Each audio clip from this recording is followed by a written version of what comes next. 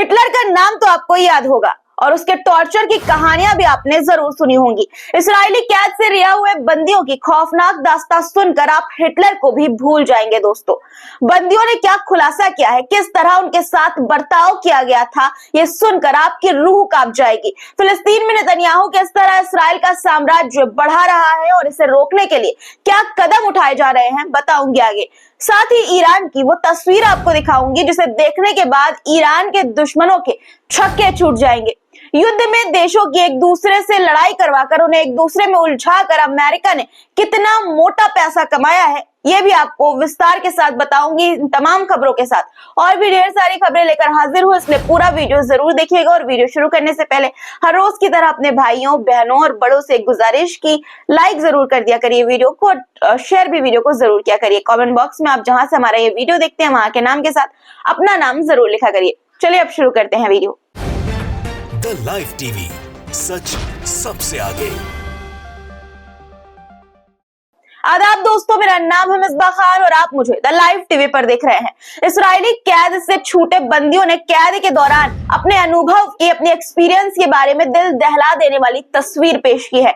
कोई इसकी तुलना नर्क यानी कि जहन्नम से कर रहा है तो कोई उसे टॉर्चर कैंप बता रहा है, तो कुछ ने टॉर्चर की तुलना हिटलर काल से कर दी। इस्राएली कैद से हाल ही में रिहा हुए फिलिस्तीनी नेता खालिद जर्रार के मुताबिक इस्राएली कैद में फिलिस्तीनियों पर बेइंतहा जुल्म ढाए जा रहे हैं। उन्हें बेरहमी से पीटा जाता है, भूखे रखा जाता है, जो खाना दिया भी जाता था वो खाने लायक नहीं होता था। बंदियों के लिए कोई भी मेडिकल सुविधा तक नहीं थी। खालिद जर्रार ने दावा किया कि जुल्म बर्दाश्त नहीं करने की वजह से इस्राएली कैद में 60 से ज्यादा फिलिस्तीनियों की मौत हो गई। यानी कि दोस्तों, जो लोग जुल्म बर्दाश्त नहीं कर पाए कैद के दौरान उनकी मौत हो गई। वहीं इस्राएली कैद से रिहा हुए दूसरे फिलिस्तीनी ने जेल की तुलना नर्क यानी कि जहन्नम से की है। उसने कहा कि पहले वो जहन्नम में था, नर्क में था, और अब वहां से आजाद होकर उसे जन्नत यानी कि स्वर्ग सा एहसास हो रहा है। उसने अपने बुरे अनुभव को शेयर करते हुए बताया कि फिलिस्तीनी बंदियों को अंधेरी काल कोठरी में रखा जाता था, उनके साथ मारपीट की जाती थी, उन्हें मारा पीटा जाता था, उन पर टीयर गैस से हमला किया जाता था। एक संस्था ने हाल ही में रिहा हुए 90 बंदियों में से 55 बंदियों के बयान दर्ज किए और उनके बयान के आधार पर इस्राएली जेल को टॉर्चर कैंप बताया। जी हाँ, टॉर्चर कैंप। आपको याद है उन महिला इस्राएली कैदियों की शक्ल जिन्हें हमास ने अपनी कैद में लिया था। दोस्तों, उनकी हालत और फिलिस्तीनियों की हालत देखकर जमीन आसमान का फर्क आपको नजर आएगा। आपको याद होगा कि वो हेल्दी थी, उनके घर वालों को भी ये यकीन नहीं हो रहा था कि कैद से बाहर आने के बाद उनकी हालत, उनकी सिचुएशन इस तरह की होगी। उनके चेहरे पर खुशी थी घर जाने की, और दोस्तों यहाँ तक कि हमास ने उन्हें गिफ्ट भी दिए थे।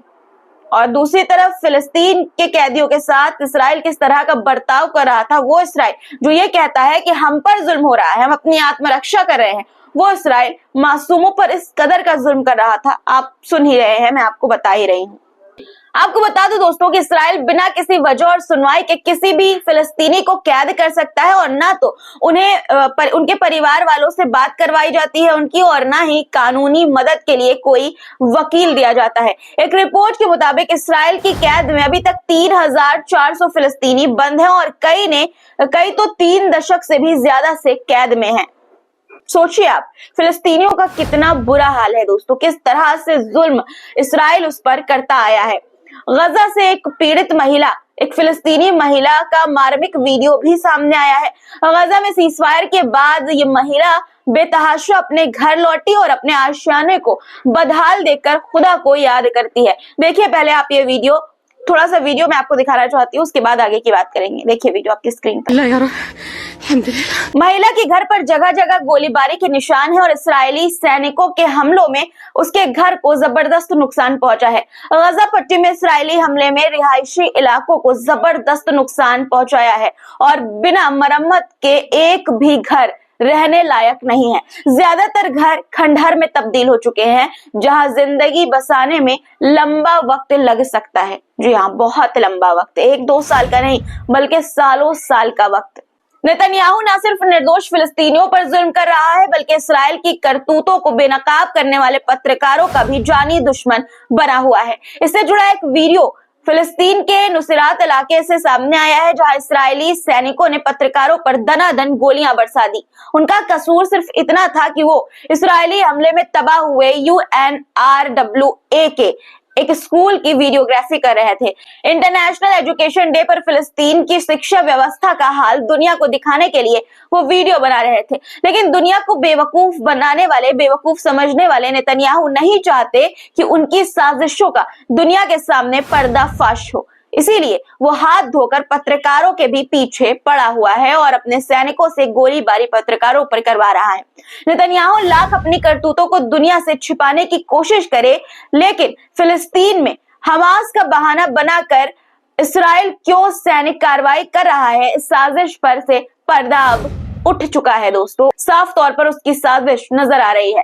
फिलिस्तीन के वेस्ट बैंक पर कब्जा करने के बाद नेतन्याहू अब वहां अपने लोगों को अवैध तरीके से बसाने में लगा हुआ है। जी हाँ दोस्तों, वेस्ट बैंक के रामल्लाह के उत्तर पूर्व में इस्राएली नागरिकों को बसाया गया है। अमेरिका में ट्रंप के राष्ट्रपति बनते ही नेतन्याहू को फिलिस्तीन में मनमानी की खुली छूट मिल गई है और ट्रंप की तरफ से इसके लिए नेतन्याहू को लाइसेंस मिल गया है। अब ऐसा क्यों कह रही हूँ, इसकी वजह आपको बता देती हूँ दोस्तों। अमेरिका ने वेस्ट बैंक में इस्राएली निवासियों पर से प्रतिबंध हटा दिया है। हैरानी की बात यह है कि बाइडेन सरकार के दौरान इन पर कट्टरपंथी होने का आरोप लगाते हुए बैन लगा दिया गया था। ये कहा जाता था कि ये लोग मासूम फिलिस्तीनियों पर हमले करते हैं, और अब ट्रंप ने इस बैन को हटा दिया है, जिसके बाद वो उनको खुली छूट मिल गई है फिलिस्तीनियों के साथ जुल्म करने की। यूएन में फिलिस्तीन के परमानेंट ऑब्जर्वर ने नेतन्याहू पर फिलिस्तीन की जमीन पर अवैध कब्जा करने और वहां अपने लोगों को बसाने का आरोप लगाया है। संयुक्त राष्ट्र को लिखे अपने लेटर में उन्होंने कहा कि फिलिस्तीन की समस्या का टेम्पररी नहीं, परमानेंट सोल्यूशन होना चाहिए और फिलिस्तीन को अवैध कब्जे से पूरी तरह मुक्त कराना चाहिए। उन्होंने जोर देते हुए कहा कि फिलिस्तीन में सीजफायर हमेशा के लिए कामयाब होना चाहिए। फिलिस्तीन से जुड़ी एक और बड़ी खबर सामने आई है। इस्राइल के लिए काम करने वाले फिलिस्तीन के 6 जासूसों और उनके सहयोगियों की हत्या कर दी गई है। हत्या करने की क्या वजह है, यह फिलहाल साफ नहीं हुई है। किस वजह से हत्या की गई, इसका खुलासा नहीं हो पाया है, लेकिन शक की गुंजाइश पर इस्राइल की तरफ से यह कदम जो है वो उठाया गया है। एक तरफ नेतन्याहू ये दावा कर रहे हैं कि फिलिस्तीन में उनकी सैन्य कार्रवाई से हमास का वजूद खत्म होने के कगार पर है, लेकिन अमेरिका की खुफिया रिपोर्ट ने नेतन्याहू के इस दावे को खारिज कर दिया। नेतन्याहू के इस दावे की पोल खोल दी और ये बता दिया कि ये झूठा दावा है। इस रिपोर्ट के मुताबिक इस्राइल के साथ जंग शुरू होने के बाद से हमास ने 10,000 से 15,000 लड़ाकों की भर्ती की है। अमेरिका में स्थित हार्वर्ड मेडिकल स्कूल ने जंग के दौरान फिलिस्तीन की स्वास्थ्य व्यवस्था पर होने वाली चर्चा को टाल दिया है। चर्चा के पैनल में युद्ध से प्रभावित गजा के मरीज भी शामिल होने वाले थे। इस्राएली पक्ष को शामिल नहीं करने पर इस आयोजन पर विवाद होने लगा, जिसके बाद इसे रद्द कर दिया गया।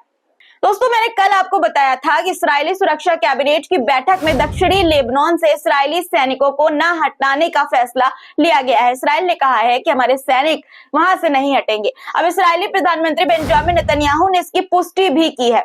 नेतन्याहू ने कहा कि सीजफायर की मियाद तक इस्राएली सैनिक दक्षिणी लेबनान नहीं छोड़ेंगे। बता दें कि 26 जनवरी को इस्राएल और हिजबुल्लाह के बीच सीजफायर खत्म हो रहा है। अब ईरान से आई बड़ी खबर भी सुन लीजिए। ईरान ने मिलिट्री एक्सरसाइज के जरिए अपने दुश्मनों को ये कड़ा संदेश दिया है कि वो कहीं से भी कमजोर नहीं पड़ रहा है। उसे कमजोर समझने की भूल उसके दुश्मन कतई न करे। युद्ध अभ्यास से जुड़े एक वीडियो में आत्मघाती जहाज को दिखाया गया है। यह आत्मघाती बोट तेजी से बड़े जहाज से टकराता है और पल भर में उसे तबाह कर देता है। देखते ही देखते उसके परखच्चे आसमान में उड़ने लगते हैं। ईरानी नौसेना ने फारस की खाड़ी, होर्मुज समेत कई इलाकों में ये युद्ध अभ्यास किया है। अभ्यास की तस्वीरें देखकर ईरान के दुश्मनों का खौफ में आना लाजमी है। दोस्तों, ईरानी जंगी जहाजों की दहाड़ सुनकर उसके दुश्मन देश सहम गए हैं। क्या ईरान किसी बड़े जंग की तैयारी कर रहा है, किसी बड़ी लड़ाई की तैयारी कर रहा है? आखिर उसने ये मिलिट्री एक्सरसाइज इस वक्त क्यों की? फिलहाल इसकी सही वजह साफ नहीं हो पाई है, लेकिन इतना तो तय है कि ईरान किसी भी खतरे से निपटने या हमला करने के लिए पूरी तरह से तैयार बैठा है। दोस्तों, अमेरिका की आदत पुरानी है। वो एक दूसरे से देशों को युद्ध में उलझाता है और फिर उसका फायदा उठाता है। एक दूसरे से युद्ध में उलझाकर अमेरिका ने किस तरह अपना उल्लू सीधा किया है, इसको लेकर बड़ा खुलासा भी हुआ है। अमेरिकी विदेश विभाग की एक रिपोर्ट के मुताबिक अमेरिका ने दूसरे देशों को अपने हथियार की सप्लाई के जरिए 318.7 बिलियन डॉलर कमाए हैं। अमेरिका के बाद रूस यूक्रेन जंग की खबरें भी आपको बता देती हूँ। एक रिपोर्ट के मुताबिक युद्ध की वजह से वियतनाम और कोरियाई युद्धों में अमेरिका की तुलना में यूक्रेन से ज्यादा लोगों की जान गई है। वियतनाम में 58,000 जबकि कोरिया में 36,000 अमेरिकी सैनिकों की मौत हुई थी। इसका मतलब ये हुआ कि यूक्रेन में 94,000 से ज्यादा लोग मारे गए हैं। ये आंकड़े इसलिए भी अहम है क्योंकि दिसंबर में जेलेंस्की ने कहा था कि यूक्रेन में केवल 43,000 सैनिक मारे गए हैं, जिसके लिए उनका दुनिया भर में मजाक भी उड़ाया गया था। रूस यूक्रेन जंग से जुड़ी एक और बड़ी खबर सामने आई है। यूएन सुरक्षा परिषद में रूस के स्थायी प्रतिनिधि ने यह कहा कि महज सीजफायर से यूक्रेनी संकट का समाधान नहीं होगा। उन्होंने कहा कि रूस चाहता है कि जिसकी वजह से जंग हो रही है उसकी वजह को मिटाना होगा, तब जाकर शांति का रास्ता निकलेगा। संदेश साफ है, जेलेंस्की नाटो में यूक्रेन को शामिल करने की जिद छोड़ दे और पश्चिमी देशों से घातक हथियार लेना बंद कर दे, जब जाकर पुतिन का गुस्सा शांत होगा। वहीं इस युद्ध को लेकर पुतिन ने बड़ा बयान भी दिया है। पुतिन ने कहा कि अगर 2020 में ही ट्रंप राष्ट्रपति बन जाते तो ये जंग ही नहीं होती। उन्होंने कहा कि ट्रंप अगर राष्ट्रपति रहते तो जेलेंस्की को रूस के खिलाफ जो उसने हमला किया उसकी हिम्मत भी नहीं होती, हिमाकत भी नहीं होती। वो जेलेंस्की को ऐसा करने से रोक देते, यानी कि ट्रंप रोक देते। दोस्तों, अब बात अमेरिका अग्निकांड की करते हैं। जंगल में लगी आग ने मैक्सिको और अमेरिका के बीच की सीमा को भी तबाह कर दिया है। जी हाँ, सही सुना आपने। ये आग अमेरिका मैक्सिको सीमा के पास ओटाए पर्वत के आसपास तेजी से फैल रही है। आग ने कई किलोमीटर के इलाके को जलाकर राख कर दिया है। तस्वीरें देखिए आपकी स्क्रीन पर कि किस तरह से भयानक आग नजर आ रही है।